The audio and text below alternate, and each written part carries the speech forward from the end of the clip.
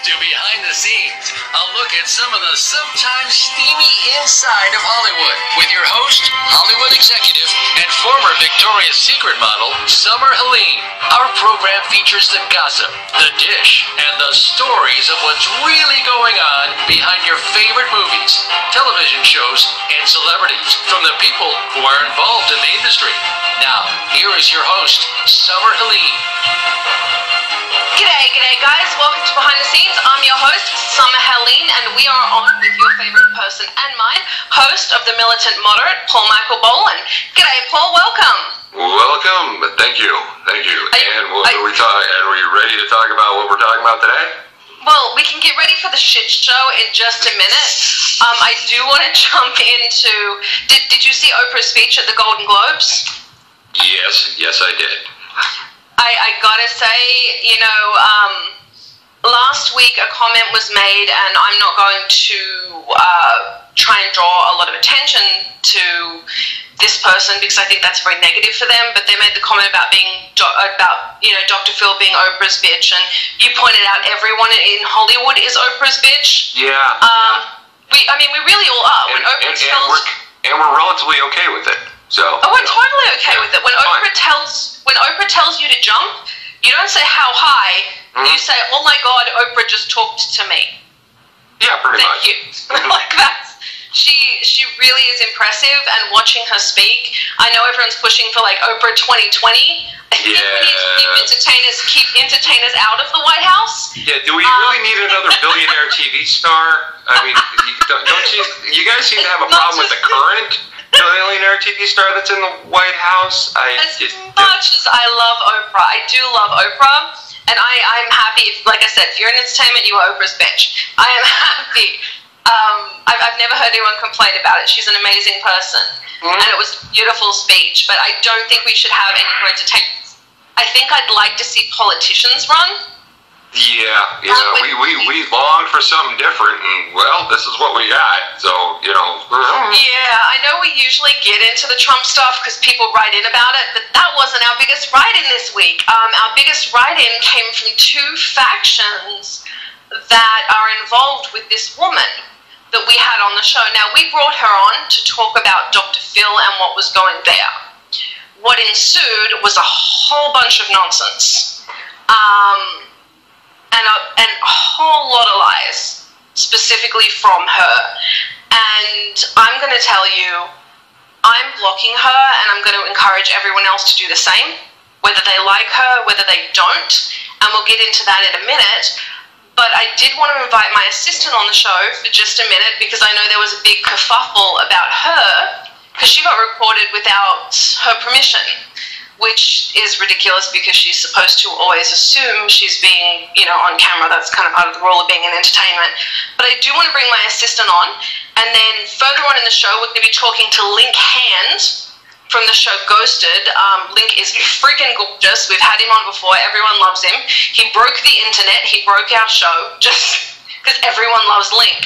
We'll be talking about people picking up minors on dating sites, because for the last few months we put together some fake profiles on these dating sites to see what sites people are cracking on. And I know you've had some bad experiences with that too, Paul.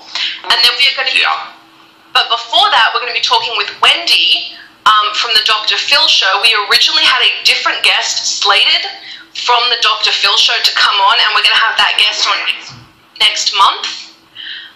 The reason we decided to bring Wendy on is not to talk about the guest we had last week, but to talk about Dr. Phil, because she had the same experience at the same time and has a very, very different story to tell about the Dr. Phil show.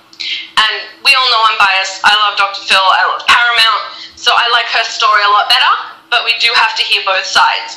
But first, I want to bring on my assistant, Alexis, who hates being on. Hi, Lex. Hi. So, how'd you start a shit show? Pardon? What'd you do, Lex? What'd you do? Okay, so I broke the first rule of entertainment. Well, one of the first, and that's never say anything you're not prepared to be overheard or recorded. And I completely failed at that. But you guys have to bear with me because I produce this show and I absolutely hate coming on it. I get You cried when I put you on stage. You cried when I put you on stage at Comic-Con. Okay, you don't have to say this on air.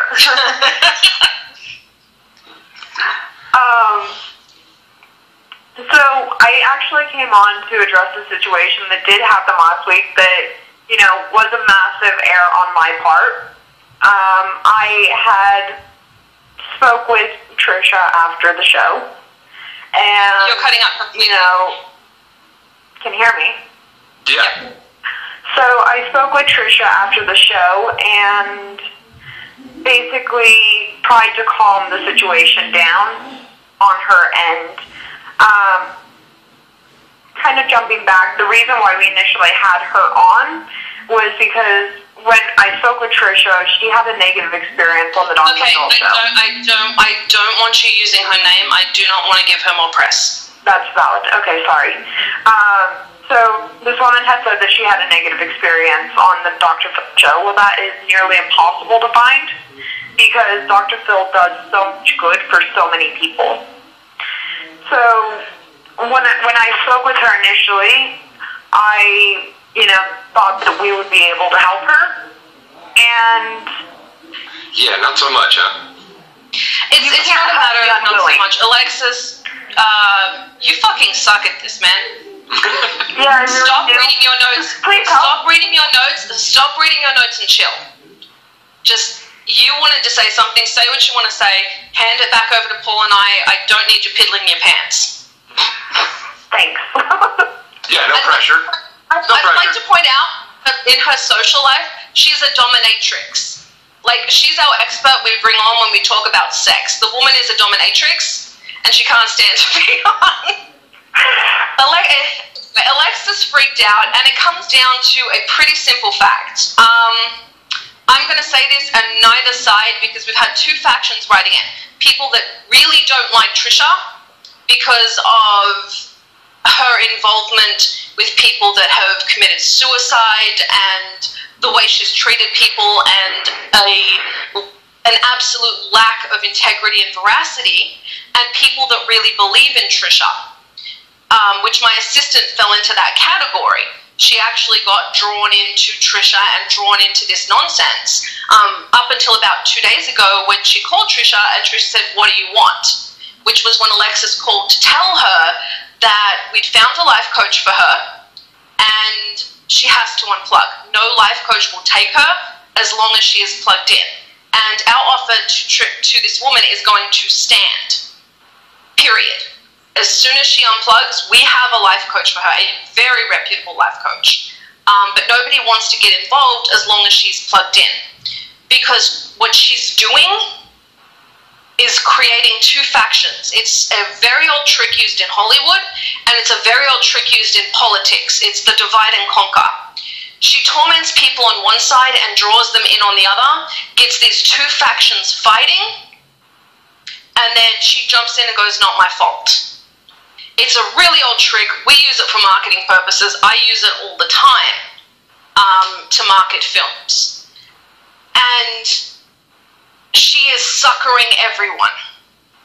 And nobody is helping the situation because the people that are outraged for a reason. They really are.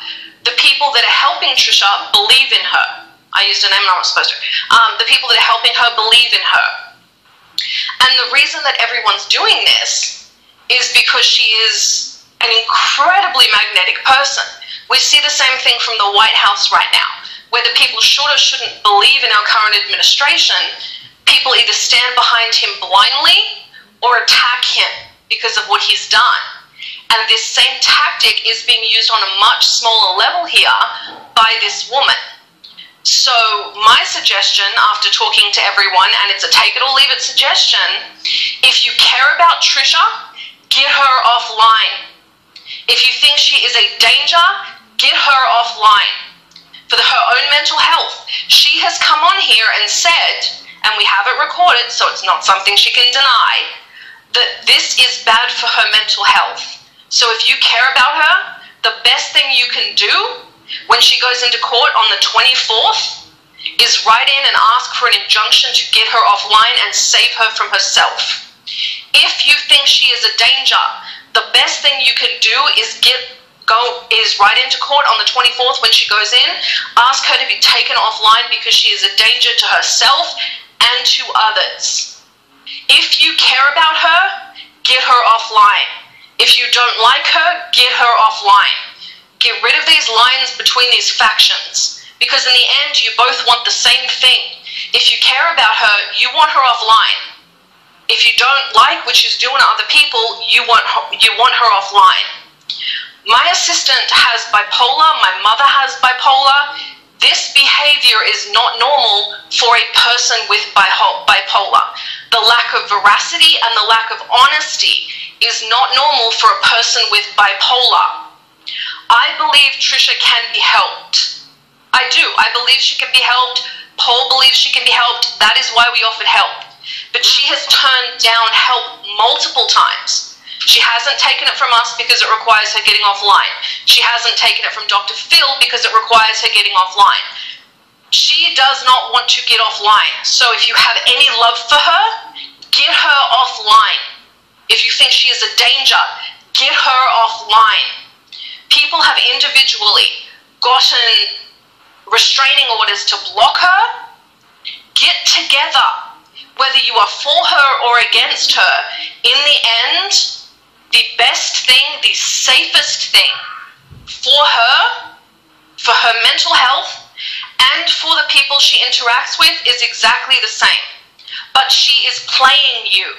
She is getting you guys to fight on opposite ends, and she is reaping the benefit. It's no different than the stupid Twilight thing. Are you Team Jacob or are you Team Edward? Fucking Edward got the girl. There was a goddamn book first. It was a shitty book, but we all knew the outcome. But people still created factions. Yeah, I did abstain from that particular argument. I just want to put it out there for okay, Paul's not for Team Jacob or Team Edward. I abstained from Twilight. I kind of got sucked into 50 Shades of Grey because it was my job. Paul had to go see the second one. Yeah, I'm not going to see the third one. No. But the audience thanked you for doing your digging on that one, Paul, even though you looked like a creeper going into that movie theater. It really comes down to you are being played. If you don't like her, she is riling you up. She is having people get on her side and contact you and fight with you. She's reaching out to these people. Guys, that want to help Trisha, reaching out to people that don't like her isn't helping her. It's perpetuating the same drama that is causing her the pain, that is causing her this problem. I'm reaching out to both groups here. If you want to help people, get her offline. If you want to help Trisha, get her offline. She is going to court on the 24th. I strongly suggest everyone writes in and gets her offline for the sake of her own mental health. Yeah, is there a petition still going for that, or is that just not a thing that's happening? There needs to be a petition going for that. I suggested people start a petition for that. Please start a petition for that. No matter which side of this debate you're on, do not get played. My hashtag, if you follow the hashtag Hollywood bad guy, that's me. I'm not one of the good guys in Hollywood. I'm the son of a bitch that comes in and cuts your budget. I'm not a good guy in Hollywood. I have lots of friends, but most of them are people whose budgets I haven't cut or who I haven't had to work with, as far as in my position on distro or executive. I am telling you, I use this tactic in negotiation. This isn't a new tactic. She is fucking with both groups and she is playing both of you. I want all of you to think back that want to help Trisha. How many of you got dragged in wanting to help her and then ended up on one side or the other? Then she pushes you to contact the groups against her. She is throwing you in a pit and getting you to fight no different than if you were dogs. It is taking a couple of pit bulls, throwing them in a pit and getting them to fight, while she throws her hands up and goes, not my fault. If you want to help her, get her offline. If you think she is dangerous, get her offline. That's all I can say. If you need help, Oh, here we go. we got to go to break. Yep. If you need help doing that, we are happy to help with attorney's fees. We are happy to help you do that. But I need you guys to take a step back and not feed into her. Because she lives off you, she is a fucking vampire. Those that love her and those that hate her, you guys fighting is what she lives for. Don't let it happen. When we come back, we are going to be on with Wendy, who was on the Dr. Phil show. She's going to be talking about a very different experience. Then we are going to be on with the absolutely gorgeous Link Hand from Ghosted. And we're going to be talking about dating sites and basically which ones are preying on young, aspiring, stupid people that I pretended to be online. I'm Summer Helene. We are on with Paul Michael Boland, host of The Militant Moderate. Thank you to Scott Haskin for this fantastic music. It's always epic. We will be right back.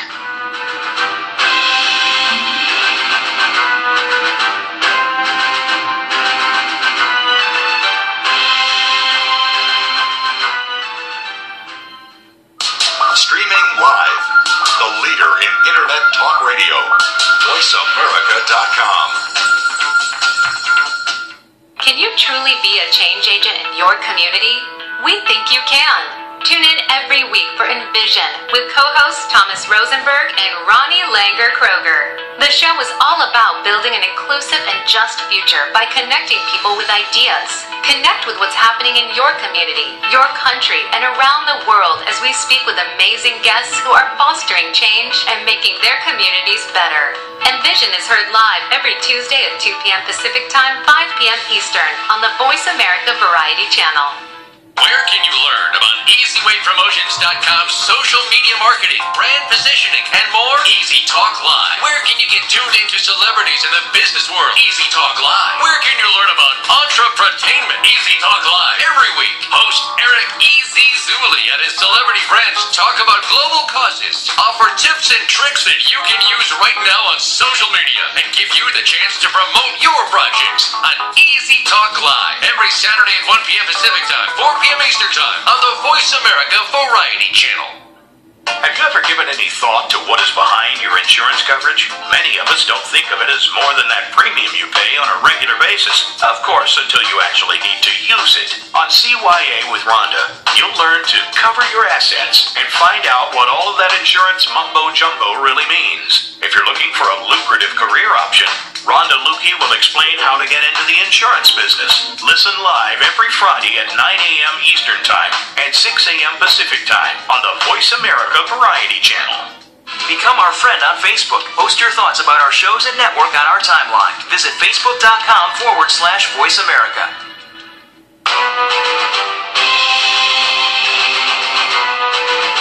You are listening to Behind the Scenes with host Summer Helene. To connect with the show today, please call 1-866-472-5788. That's 1-866-472-5788. You may also send an email to bts@summerhelene.com. Now let's go back behind the scenes.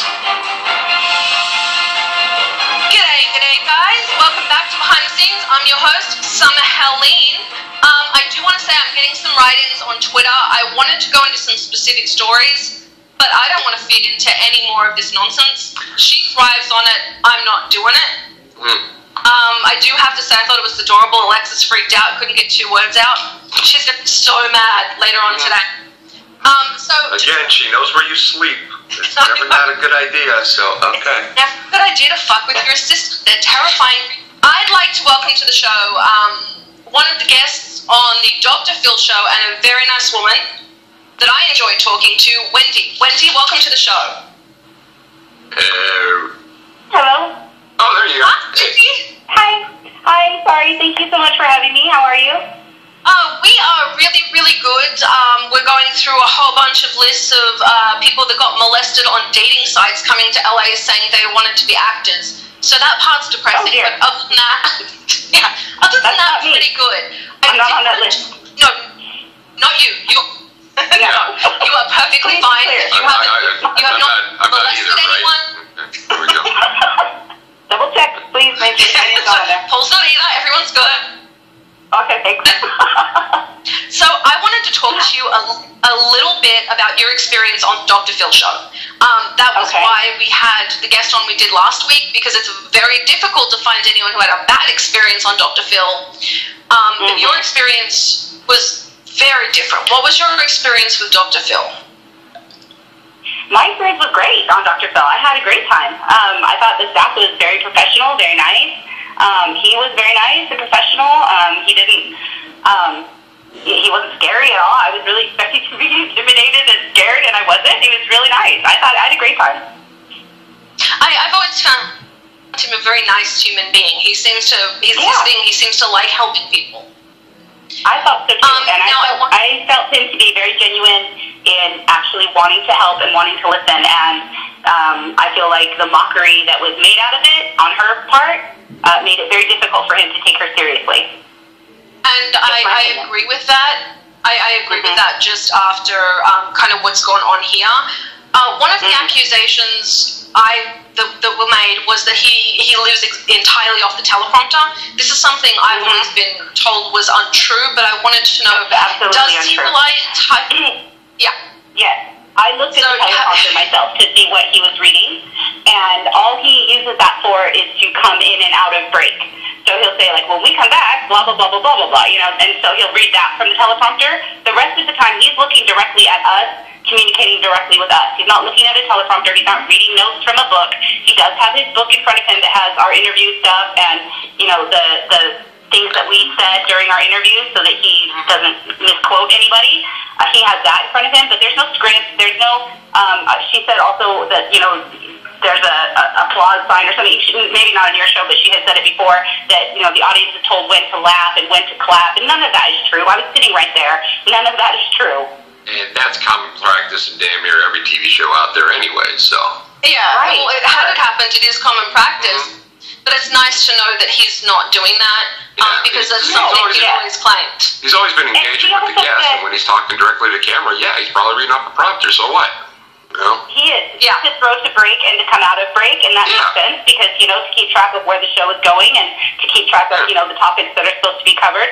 But she said that, you know, that they only gave her an hour and a half before the show to do her pre-interviews. That's a total lie. She was flown out there days before the show. Saturday, Sunday, the show tapes on Wednesday. So she did all her pre-interview stuff because she was filming it online. She opened up her stream all made up in her little get-up, trying to lie, saying that she was at a friend's house or whatever. Meanwhile, we see the cameras and the lights and everything behind her. So we know that she was filming and doing her B-roll during at least the weekend. So that's several days before the taping. So she lied. And I didn't do my stuff an hour and a half before the show either. That's a total lie. There were so many things that she lied about. I'm so thankful that you guys are doing this right now to set the record straight. She said that I came at her. Dr. Phil had to get up in between us. She jumped out of her chair at me twice. I never got out of my chair. I never came at her. And that footage is available online for anyone that's curious about that.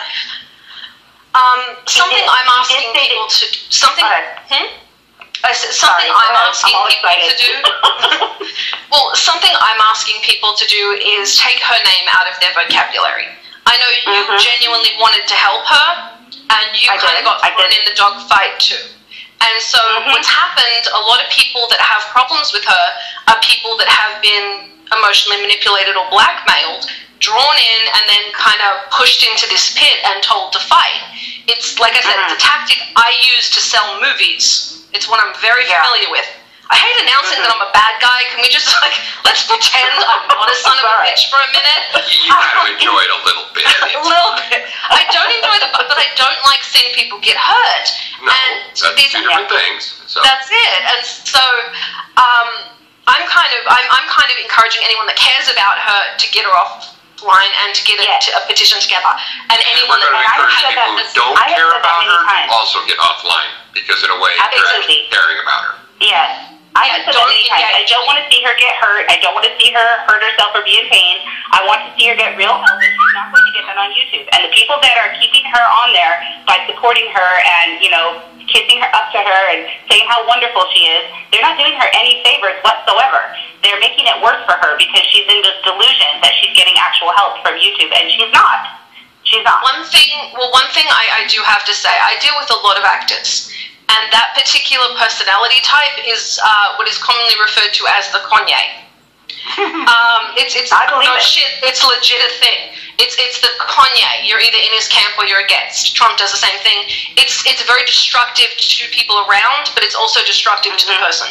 So, I'm kind of imploring everyone, take her name out of your vocabulary, and get a petition together. If you care about her, get a petition together, get her offline. If you think she's dangerous to others, get a petition together to get her offline. And I also want to put out a quick petition. Live stream the blood bank is really low on blood, so we've had them on here before. If you can, please give to live stream. They need blood, and they need it now, so I'm going to have to go give blood. Wendy, so you said your experience with Dr. Phil. I know we only have about 2 minutes left. You said your experience with Dr. Phil was a good one. I do want to say to the audience, Wendy is not here to pump herself.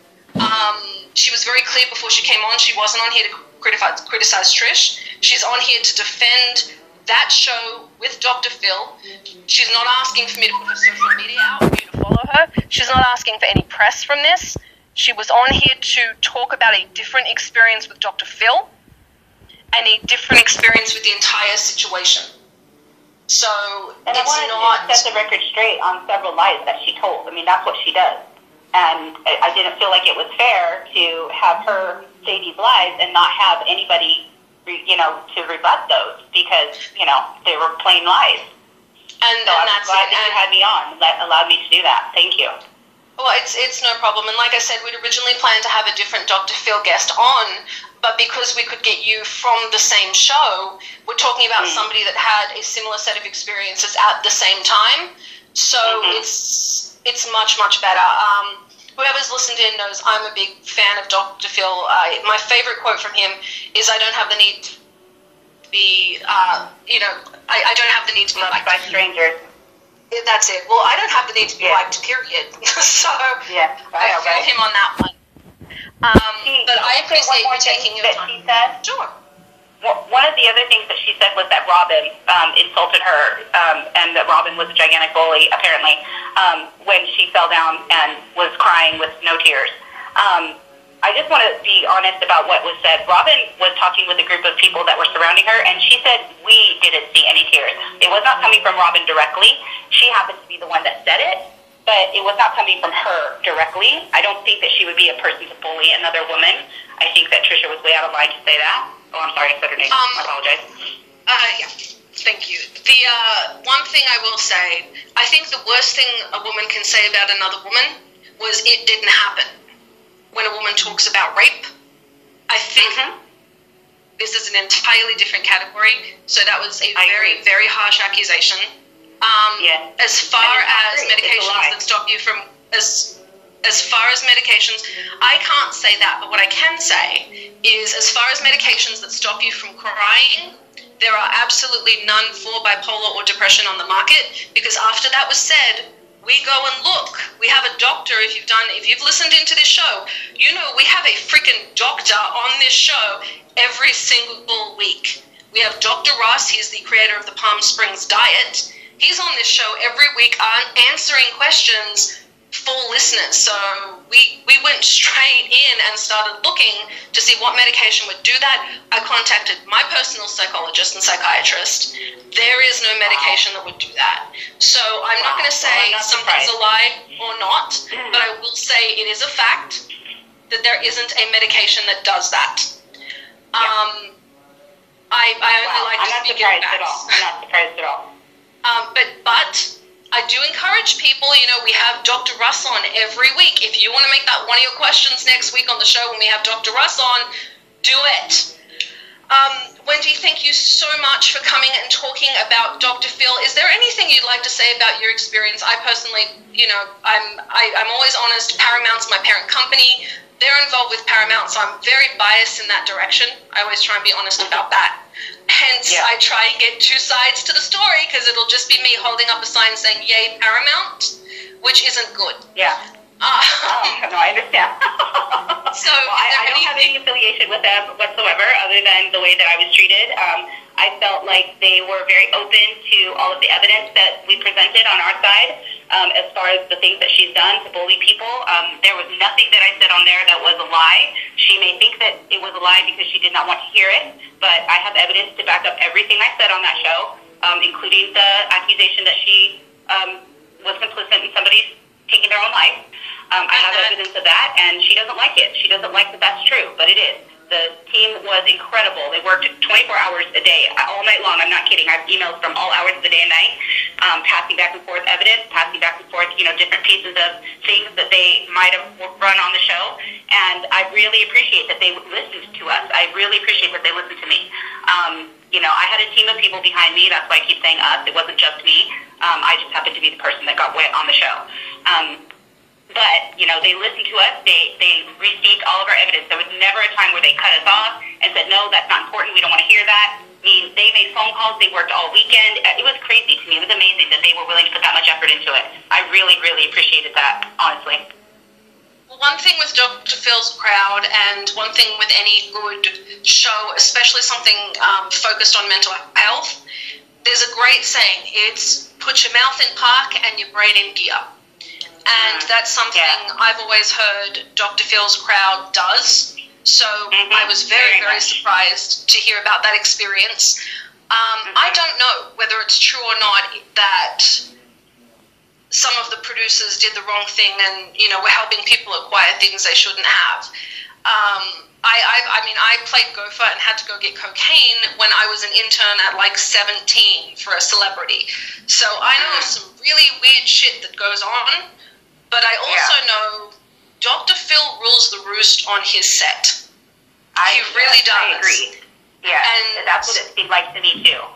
And I can tell you that I was not offered Xanax or alcohol, so I was not offered any of those things. So did not happen to me there. Well, I like that. They were great to me. They were great to me. I really appreciated how they treated me. And just the integrity that they ran the entire investigation with as they were preparing for the show. They seemed genuinely interested in everything that we could bring to their attention. And obviously not everything made it on the show. There's just not enough hours of daytime television to present everything. But they took the stories that they took, and she knew full well that those stories were going to be talked about because even in her B-roll, she talks about her haters. So I'm not her number one hater. That's ridiculous. I came to her in the beginning as someone trying to help her. And even Sean on the show acknowledges that I was never disrespectful. I was never rude. I don't tweet rude, nasty things about her. I'm not her number one hater. That's something she's saying to try to get a reaction out of you, and it's just not true. And that's it. And that's something. And that's why I say everyone's been tossed into a dog pit. I've kept my offer open. Paul made the offer, and I completely agree. We will get Trisha. We will get her a life coach. I think but she has got to unplug.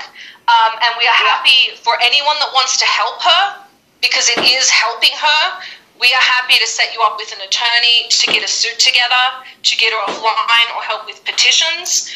But she herself has said this is dangerous for her. Yes, I agree with you 100%. I feel like she definitely needs to get offline. She did accept help from Dr. Phil on the stage. But of course, the number one thing that she had to do was unplug. When she realized she wasn't going to do that, she denied the help and walked out and made it sound like, he was going to make her pay out of her own pocket. And, all of this stuff that's not true. It's the same experience we had. Yeah. The same experience we had. Exactly. We offered her the help. She turned it down. One thing, Dr. Phil, once you say no to him, he doesn't follow up. And I respect that. Love the man. Yep.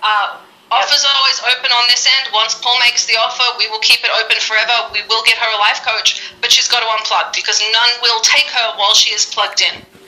And I think that's great. I think that's great that you guys are willing to do that, honestly, because I think she needs it. I don't want to see her suffer. I really don't. And sometimes you have to do what... Even if she's not ready now, maybe a month or two from now.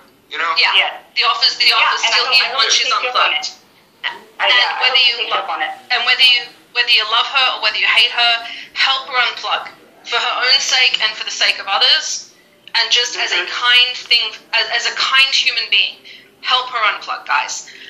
Wendy, thank you so much for being on the show. When we come back, we are going to be on with Link Hand from Ghosting, and we are going to talk with him about a whole bunch of weird experiences people have in Hollywood. Dating sites gone horribly wrong, and then we're going to question him about his love life, because he's fucking gorgeous, and that's what everyone always wants us to do. Wendy, thank you so much for being on the show. Thank you, guys. Thank you both so much for having me. I really, really appreciate it. Thank you. It's no problem. Guys, when we come back, we are going to be on with the amazing Link Hand. I'm Summer Helene. We are on with Paul Michael Boland, host of The Militant Moderate. We'll be right back.